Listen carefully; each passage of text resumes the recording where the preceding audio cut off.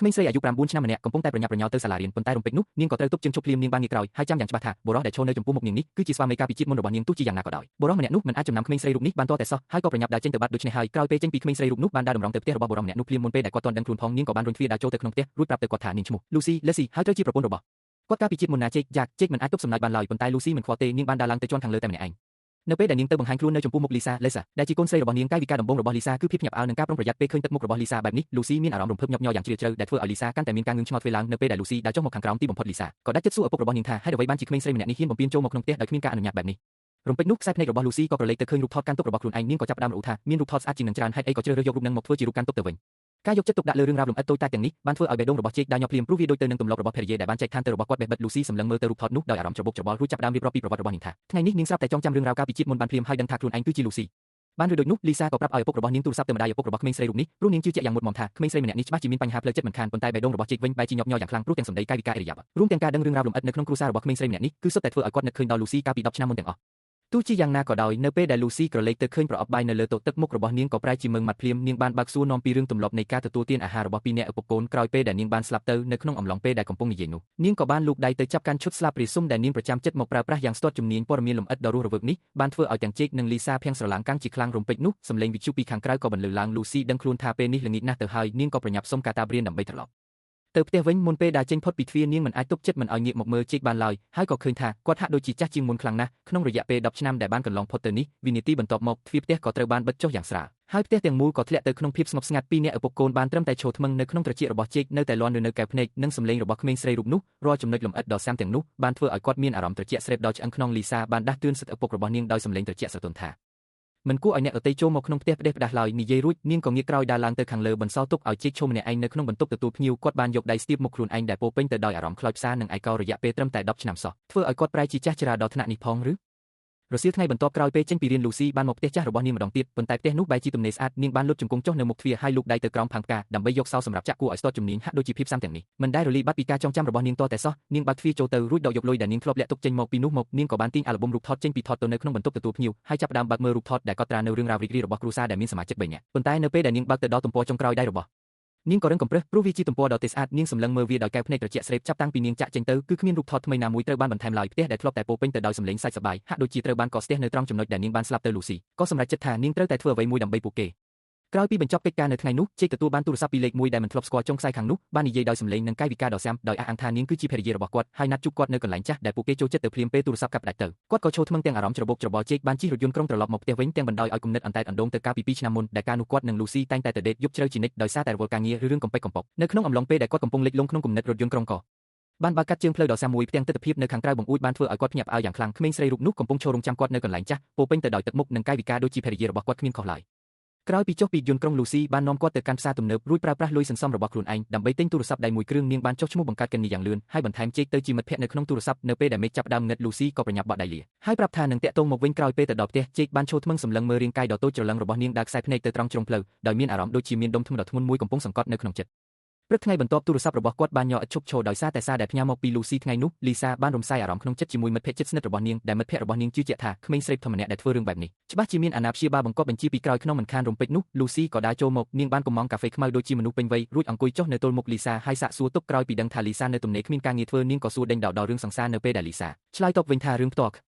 លួននេះមិនមែនជាកិច្ចការរបស់ Lucy ឡើយ Lucy ក៏បាននិយាយអួតដោយមោទនភាពអំពីបទពិសោធន៍កាលពីវ័យក្មេងរបស់នាងដែលធ្លាប់ជាអ្នកតាមស្រឡាញ់ប្តីមុនប៉ុន្តែការបារម្ភរបស់ Lucy បែរជាទៅប៉ះចំកន្លែងដែលជឿចាប់បំផុតរបស់ Lisa ដោយមិនបានតាំងចិត្ត Lucy និយាយដោយទន់ភ្លន់ថាម៉ាក់សប្បាយចិត្តណាស់ដែលឃើញកូនរស់នៅដោយរឹងមាំបែបនេះកែវភ្នែករបស់នាងចែងចាំងទៅដោយសេចក្តីស្រឡាញ់ដ៏កក់ក្ដៅរបស់អ្នកជាម្ដាយទោះជាយ៉ាងណាក៏ដោយសម្ដីនេះបែរជាទៅដុតកំហឹងរបស់ Lisa ឲ្យផ្ទុះឡើងនាងបានញ័រខ្លួនប្រាណរួចប្រាប់ទៅ Lucy ដោយសម្លេងញ័រថាកុំមកបងហាញមុខឲ្យខ្ញុំឃើញទៀតនៅពេលរសៀល Lucy សម្លឹងមើលចេកដោយស្ងៀមស្ងាត់កែវភ្នែករបស់នាងពេញទៅដោយភាពអាណិតអាសូរនិងការឈឺចាប់នាងបានសួរចេកថាក្នុងរយៈពេល10ឆ្នាំកន្លងមកនេះតាំងពីនាងចាក់ចេញទៅគាត់រស់នៅដូចជាមនុស្សយន្ត zombie ដែលគ្មានវិញ្ញាណជារៀងរាល់ថ្ងៃមែនទេចេកមិនបានឆ្លើយតបអ្វីឡើយគាត់បានត្រឹមតែអន់មុខចុះហើយធ្លាក់ទៅក្នុងភាពស្ងប់ស្ងាត់ទាំងស្រុងនៅព្រឹកថ្ងៃបន្ទាប់ Lisa បានមកគូសទ្វារផ្ទះរបស់ចេកម្ដងទៀតប៉ុន្តែភ្លាមពេលដែលនាងដើរចូលទៅចេកក៏ប្រាប់ថាកំពុងតែរងចាំភ្ញៀវហើយថែមទាំងប្រាប់ក្មេងស្រីម្នាក់នោះកុំឲ្យបង្កើតរឿងទៀតប៉ុន្តែអ្វីដែលគ្មាននរណាម្នាក់នឹកស្មានដល់នោះគឺ Lucy ចាប់ផ្ដើមមានអាការៈក្រវល់ក្រវីចិត្តនាងធ្វើជាមិនខ្វល់ពីចេកហើយចាប់ផ្ដើមបោះសម្អាតផ្ទះសម្បែងយ៉ាងស្ទាត់ជំនាញហាក់ដូចជាស្ត្រីដែលជាម្ចាស់ផ្ទះម្នាក់នេះមិនដែលធ្លាប់ចាក់ចេញទៅណាតតែសោះនៅពេលដែល Lucy ត្រឡប់មកផ្ទះវិញហើយឃើញទិដ្ឋភាពនៅក្នុងផ្ទះបាយនាងស្ទើរតែត្រហោងចេញមករួចសួរឪពុករបស់នាងថាតើពុកជឿពិតមែនទេថាម៉ាក់ត្រឡប់មកវិញហើយ ល្ងាចថ្ងៃនោះពិធីជប់លៀងរវាងមិត្តភក្តិជិតស្និទ្ធក៏បានចាប់ផ្ដើមឡើងតាមការគ្រោងទុកផ្ទះទាំងមូលពោពេញទៅដោយសម្លេងសើចសប្បាយម្នាក់សុទ្ធតែបានរំលឹកពីភាពប្លែកនិងគួរឲ្យស្រឡាញ់របស់លីសាមិត្តភក្តិខ្លះនិយាយថានាងធ្លាប់លើករថយន្តដែលកប់ក្នុងព្រៃដោយដៃទេពេលទៅលេងស្គីហើយខ្លះទៀតក៏បង្អាប់ថាលូស៊ីជាមនុស្សខ្លាចខ្មោចខ្លាំងណាស់នៅពេលដែលពិធីជប់លៀងជិតនឹងបញ្ចប់ខ្សែភ្នែកគ្រប់គ្នាបានសម្លឹងទៅកាន់ជេកគាត់បានក្រោកឈរឡើងយឺតដោយសម្លេងញ័ររួចថ្លែងអំណរគុណដល់អ្នកទាំងអស់គ្នាដែលបានមកជួបជុំគ្នារៀងរាល់ឆ្នាំក្នុងរយៈពេល10នងកន្លងមកនេះដើម្បីរំលឹកដល់លូស៊ីក្រៅពីនេះគាត់ក៏បានប្រកាសថានឹងលក់ផ្ទះមួយក្នុងនេះហើយនេះនឹងជាការជួបជុំគ្នាលើកចុងក្រោយរបស់ពួកគេព្រោះសម្រាប់គាត់និងលូស៊ីផ្ទះមួយក្នុងនេះមានការចងចាំដែលធ្ងន់ធ្ងរខ្លាំងពេកហើយ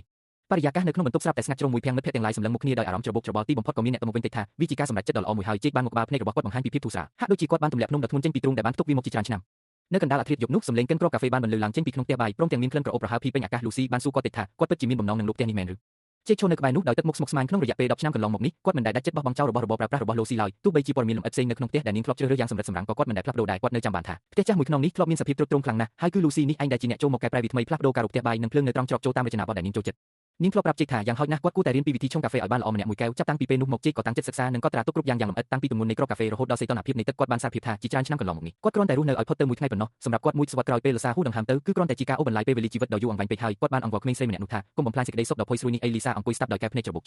របស់នាងបានដាស់តឿនជេកថាការលិចលង់ក្នុងរបស់ដែលបាត់បង់ទៅហើយមានតែធ្វើឲ្យខ្លួនឯងជាប់យ៉ាងនៅក្នុងអតីតកាលប៉ុណ្ណោះជីវិតនៅវែងឆ្ងាយណាស់គួរតែឈប់ធ្វើខ្លួនបែបនេះទៅភាពស្ងប់ស្ងាត់បានគ្រប់ដណ្ដប់ម្ដងទៀតទីបំផុតជេកក៏បានដេញក្មេងស្រីនោះឲ្យត្រឡប់ទៅវិញលីសាងុករួចងាកក្រោយបាត់ខ្លួនទៅក្នុងភាពងឹតភ្លាមពេលដែលទ្វារបិទចុះគាត់ត្រូវប្រឈមមុខនឹងភាពឯកោនៅក្នុងផ្ទះម្ដងទៀតថ្ងៃបន្ទាប់នៅក្នុងអំឡុងពេលសម្រាប់ថ្ងៃត្រង់ជេកទទួលបានប្រអប់បញ្ញាអាកំបាំងមួយដែលបញ្ជាក់ឈ្មោះអ្នកផ្ញើថាលីសានៅពេលបើកមើលគាត់ឃើញមានប្រអប់បាយថ្ងៃត្រង់គាត់បានដួសប្រហិតមួយម៉ាត់ចូលមាត់រសជាតិគ្រឿងទេសបានទុះឡើងនៅក្នុងមាត់វាជារសជាតិនិងស្នាដៃដែលដូចទៅនឹងលីសាកាលពី10ឆ្នាំមុនគ្មានខុសសោះឡើយជេកចាប់ផ្ដើមរអ៊ូតម្នាក់ឯងនឹកឃើញដល់ការចងចាំដ៏គួរឲ្យអស់សំណើចការដែលត្រូវនាងចាប់បានថាគាត់លួចញ៉ាំទេសនិងស្នាមញញឹមដ៏មានល្បិចរបស់លីសារំពេចនោះគាត់ក៏ដឹងថាវាជាការលេងសើចដូចគ្នាទៅនឹងអ្វីដែលលីសាធ្លាប់ធ្វើបាបគាត់កាលពី10ឆ្នាំមុនបេះបិទទាំងទឹកមុខសម្ដីសម្ដៅនិងរាល់កាយវិការតូចតាចរបស់លីសាបានបង្ហាញឲ្យឃើញច្បាស់ពីអ្វីដែលមិនគួរឲ្យជឿថាក្មេងស្រីម្នាក់នេះគឺភរិយារបស់គាត់ដែលបានចាប់ជាតិមកកើតថ្មីពិតមែននៅក្នុងពេលតែមួយលូស៊ីក៏ទទួលបានកញ្ចប់បញ្ញាដូចគ្នាខាងក្នុងនោះគឺជាខេកខួបកំណើតដែលតុបតែងដោយលេខថ្ងៃខែឆ្នាំកំណើតរបស់នាងបន្ទាប់ពីអាយុគ្រប់15ឆ្នាំលេខនេះមួយតំណាងឲ្យថ្ងៃខួបកំណើតដែលនាងត្រូវខកខានក្រោយពេលដែលម្ដាយបានស្លាប់ទៅនាងបានឈរថ្មឹងមួយភាំងវាជានំខេកខួបកំណើតដំបូងបង្អស់ដែលនាងទទួលបានចាប់តាំងពីម្ដាយបានចាក់ចេញទៅទីបំផុតលូស៊ីក៏ជឿជាក់ថាម្ដាយពិតជាបានត្រឡប់មកវិញមែននាងប្រញាប់រត់ទៅសាលារៀនទាំងក្តីរំភើបហើយឃើញលីសាកំពុងតែឈររង់ចាំហើយនាងប៉ុន្តែឪពុករបស់នាងបែរជាអ្នកស្រែកថាអូនចេញមកសិនមកពីនោះមកជេកក៏ដើរទៅខាងមុខហើយអបលីសាយ៉ាងណែនដោយក្តីរំភើបញាប់ញ័ររកអ្វីប្រៀបមិនបានពេលឃើញទិដ្ឋភាពនោះមិត្តភក្តិរួមថ្នាក់របស់នាងក៏បានចុចសញ្ញាអក្សរលីសាប្រញាប់ចាប់ដៃជេកនិងលូស៊ីរួចនាំគ្នារត់គេចត្រឡប់មកផ្ទះវិញយ៉ាងលឿនពេលមកដល់ផ្ទះលីសាបានស្ដីបន្ទោសជេកយ៉ាងខ្លាំងដែលមិនព្រមមើលថែលូស៊ីឲ្យបានល្អប៉ុន្តែភ្នែករបស់ជេកបែរជាភ្លឺចែងចាំងដោយក្តីសង្ឃឹមដែលបានបាត់បង់ទៅជាយូរគាត់ញឹមបន្តិចរួចនិយាយថាការត្រូវអូនស្ដីបន្ទោសបែបនេះវាដូចជាអ្វីដែលបងទន្ទឹងរង់ចាំនៅក្នុងសុបិនអញ្ចឹងបងចង់ឬសម្ដីអ៊ូតមរបស់ប្រពន្ធបងម្ដងទៀតណាលីសាទាំងមួយភាំងរួចដកដង្ហើមធំហើយប្រាប់គាត់ថាកុំធ្វើលួនបែបនេះទៀតលីសាបញ្ជាក់ថាការបង្ហាញខ្លួនរបស់នាងគឺជារឿងអស្ចារ្យនិងជាក្តីសង្ឃឹមហើយទោះបីជាពេលនេះនាងនៅក្មេងក៏ដោយជេកត្រូវតែបង្ហាញឲ្យឃើញថាគាត់អាចដើរទៅមុខបានលូស៊ីឃើញឪពុកម្ដាយជេកគ្នានាងក៏និយាយទាំងទឹកភ្នែកថាកុំបន្ទោសពុកអីនាងខំយំរៀបរាប់ថាពុកគ្រាន់តែស្រឡាញ់ម៉ាក់ខ្លាំងពេកហើយនៅតែស្រឡាញ់រហូតមកពេលលើបែបនេះទឹកភ្នែករបស់លីសាក៏ហូរចេញមកនាងបានសុំទោសដែលបានខកខានថ្ងៃខួបកំណើតគម្រប់អាយុ20ឆ្នាំរបស់លូស៊ីមានទឹកមុខច្របូកច្របល់ប៉ុន្តែក៏ព្យាយាមញឹមរួចប្រាប់ម្ដាយថាទោះបីជាពេលនេះម៉ាក់គ្រាន់តែជាក្មេងស្រីធម្មតាក៏ដោយប៉ុន្តែនៅក្នុងចិត្តរបស់នាងម៉ាក់នៅតែជាម៉ាក់ជានិច្ចជេកទឹកភ្នែកក៏អាក់សម្លឹងមើលពីអ្នកម្ដាយកូនជេកគ្នាលីសាបានបង្អាប់ជេកថាគាត់ចាស់លឿនពេកហើយចំណែកឯជេកក៏ញឹមរួចតបថាគាត់ចាស់បែបគួរឲ្យស្រឡាញ់តើពីនោះមកជេកក៏បានដប់កង់ជូនលីសាទៅផ្ទះប៉ុន្តែពួកគេត្រូវបានប៉ូលីសឃាត់សួរជេកបានពន្យល់ទៅប៉ូលីសថាក្មេងស្រីម្នាក់នេះគឺជាភរិយារបស់គាត់ធ្វើឲ្យលោកប៉ូលីសធ្លាក់ថ្លើមភាំងនិងងឿងឆ្ងល់ជាខ្លាំងព្រឹកថ្ងៃបន្ទាប់លីសាបានហុចប្រអប់បាយដែលធ្វើដោយដៃឲ្យទៅជេកទោះបីជាពេលនេះនាងជាក្មេងស្រីសិស្សបឋមក៏ដោយប៉ុន្តែពួកគេទាំងពីរនាក់សុទ្ធតែដឹងច្បាស់ថាកាលពីមុនពួកគេធ្លាប់ជាគ្រួសារដ៏សំខាន់បំផុតរបស់គ្នាទៅវិញទៅមកមុនពេលដែលចេញទៅជេកនិយាយលេងលីឡំមែនទែនថាចាំឲ្យអូនអាយុគ្រប់18ឆ្នាំកាលណាបងនឹងរៀបការជាមួយអូនម្ដងទៀតណាដើម្បីឲ្យពួកយើងបានត្រឡប់មកជាគ្រួសារតែមួយម្ដងទៀតមុនពេលដែលលីសាទាន់បានឆ្លើយតបអ្វីផងជេកក៏ងាកក្រោយដើរចេញទៅបន្សល់ទុកឲ្យបងថ្លៃឬប្អូនថ្លៃរបស់ជេកក្រឡេកមកឃើញទស្សនវិជ្ជានោះល្មម